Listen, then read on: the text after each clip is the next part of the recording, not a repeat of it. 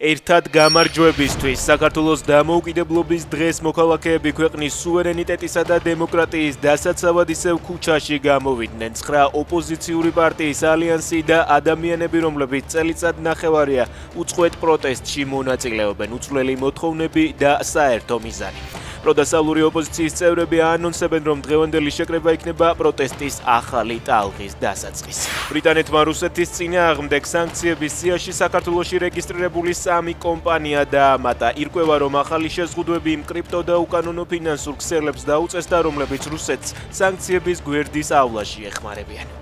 იმერეთში ისევ წყალდიდობას ებრძვიან. ძლიერი წვიმის შედეგად ბაღდადში საცხოვრებელი სახლების პირველი სართულები და გზები დაიტბორა. უხმანარლექმა პრობლემები შექმნა ზესტაფონის სოფლებშიც. წყალი შევიდა საცხოვრებელ სახლებში, განადგურდა სახნავ სათესი ნაკვეთები.